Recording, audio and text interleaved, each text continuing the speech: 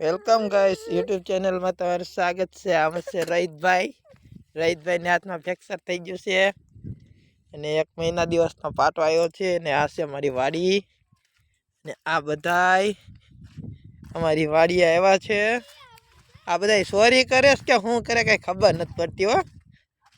જા આ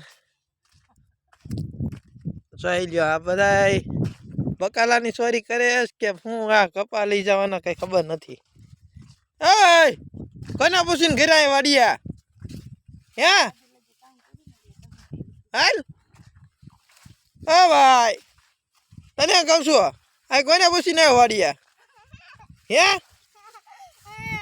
શું કરશું અહીંયા તું?